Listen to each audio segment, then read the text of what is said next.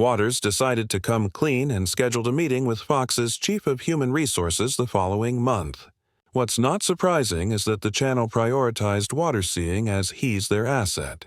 So he came out of the whole ordeal unharmed while Inguagiato was transferred to another program. The management did a poor cleanup job on her part because after a month of working on the Ingram angle, she decided to leave the show and the whole right-wing TV channel for good. Waters was still the host of his own show and even bumped up the ladder when he replaced Tucker Carlson as the permanent host of his show in 2023. Now that his ex-wife was out of the picture, Waters and Digivine openly flaunted their relationship on social media, even in the middle of fighting his ex-wife in court. Given the bitter taste of the affair, it's no surprise that the ex-couple couldn't agree on divorce terms. According to reports, his ex-wife demanded that Waters cover all her court bills, and the two also couldn't agree on custody arrangements for their children and division of assets. Their court battle almost ended in trial, but during the last hour, the ex-couple eventually reached an agreement. Finally, one fine day in May 2019, their divorce was finalized. Jesse Waters was quick and eager to move on because as soon as his divorce was finalized, the Fox host launched a joint Instagram account he shared with Digivine of their dog, Rookie Waters. The obligatory first post on their dog's Instagram page was obviously for their four-legged baby, but a day later they decided to hard-launch a picture of them kissing their dog, with Jesse Waters. Everything needs to be fast-paced because in August of the same year, he finally announced on his Facebook page that he and Digivine are engaged. He also took the time to thank their family and friends for showing support for their relationship. From there, things moved just as quickly and they soon began their wedding preparations. Digivine even shared with her Instagram followers 2 weeks later that she had already found her wedding dress. And before the year ended, the two tied the knot in December. Surprisingly, they held the ceremony in Florida. Despite how the two spent most of their time in New York and New Jersey, you can already expect the guest list to be chock full of VIPs. A few members of the Trump family are present at the occasion, which is not surprising given how their family is quite well endowed in affairs. In attendance were Donald Trump Jr. and his then-fiancée Kimberly Guilfoyle. Eric and his wife Lara Trump were also seen at the event. As for Matters, his twin daughters also attended his wedding and even served as flower girls. All photos off the wedding ceremony were kept under wraps until Waters decided to share a few snaps on his Instagram account to celebrate their union, complete with a caption that said, "I'm Waters and this is my wife." Obviously, his post was flooded with people pointing out his hypocrisy for having uptight values, yet ending up marrying the woman he cheated on his ex-wife with. The now Mrs. Waters wasn't spared from such backlash. When she posted on Instagram about their wedding, the public was quick to remind her of what he did to his ex-wife. "Just remember, he cheated on his wife with you." One commenter left on her post, "Can you truly trust a cheater?" These kinds of comments continued on even after Waters and his wife shared a picture of their son. Many of them remind him of his infidelity, while others leave a snide remark, hoping that they could remain faithful to his wife this time around. Despite the negative comments, the couple continues posting about their family on social media. And judging from these alone, they seem to be unaffected by what other people say. As we all know, Jesse Waters is a father to twin girls from his previous marriage. Now he has 2 more children with his second wife. And here's what you need to know about them. His eldest heir twin girls, Sophie and Ellie Waters, who are currently 14 years old. They were born on October 7, 2011. And compared to his other children, the girls rarely appear on his social media account. Be that as it may, Waters always gives them a shout-out whenever he can. One of the rare occurrences they graced his Instagram page was the time he took them ice skating in New York, along with his wife back in December 2019. He also shared a photo of them in his carousel post on Instagram when Waters shared photos of his wedding day with Digivine. When the girls turned 13 last year, their mother shared a photo of them on her Instagram account along with a simple caption to celebrate the occasion. That same day, Mattis's second wife also shared a family photo of 6 greeting the twins for their birthday. In the caption, Digivine wrote about how she thought of them as two tiny blessings the minute she laid eyes on them. You taught me what it means to be parent before I even knew I was ready to be one. Their stepmother writes, so proud of you both and the young ladies you've become. Love you. Besides the twins, Matters also fathered a son with his second wife. Jesse Bailey Waters Jr. was born on April 1, 2021. In October 2020, he shared with his The Five co-hosts how they were already expecting the birth of their baby and even shared the gender of their child. Waters brought cupcakes filled with bluesing to his co-hosts, indicating that they're expecting a boy. On the day he was born, Waters took to Instagram to share the good news by sharing a photo of their baby. Coincidentally, it was also April Fool's Day. So, Waters also wrote in the caption how his son clocked in on the event, weighing 7 Lb 3 Oz. Finally, the eldest of his kids is Georgina She-Post Waters, who was born on April 17, 2023. Upon his return to the Five, Waters explained that his daughter's middle name, Post, was actually from his wife's side of the family. Before they settled on the name Georgina, the Fox host revealed that they were contemplating using Emma Jr. or Jessica as her name, but ultimately settled for Georgina.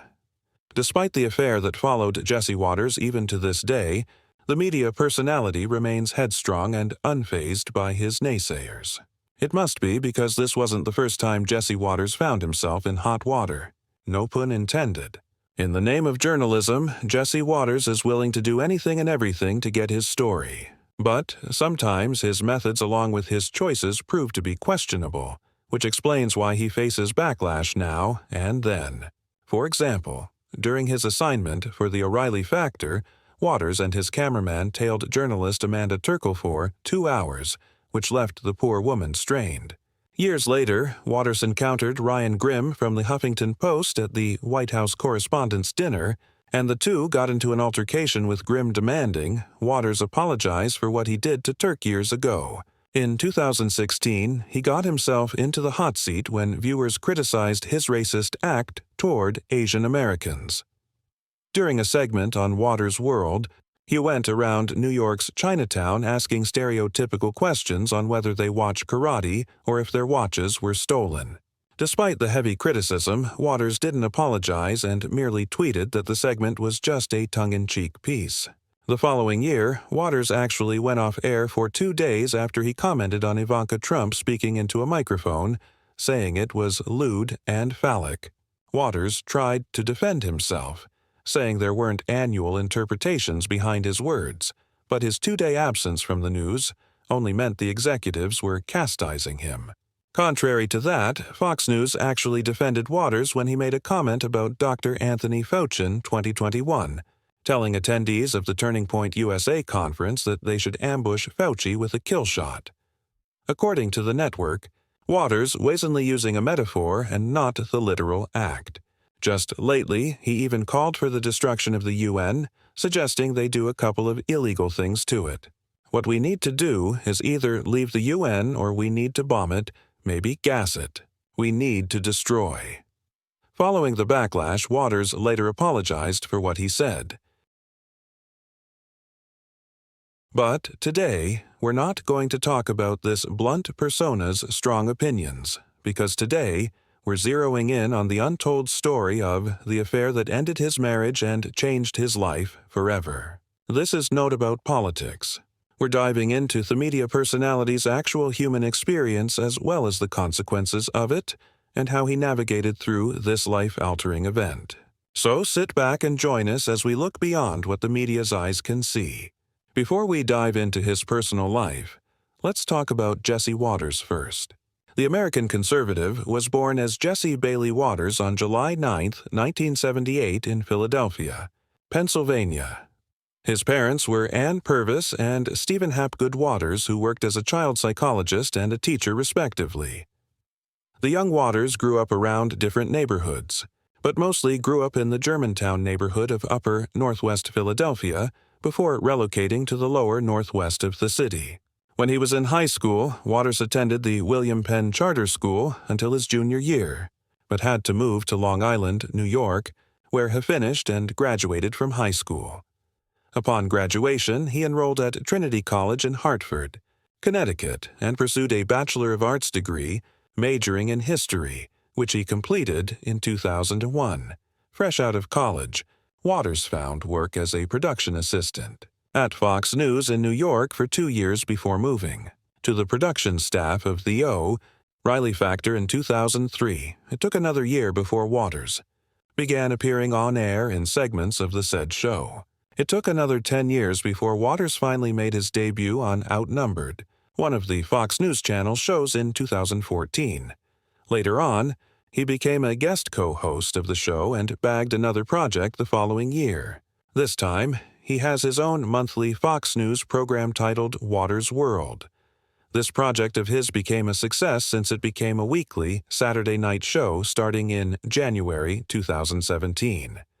That same year, Waters scored another project, and this time he became co-host of The Five, a round series from the same network.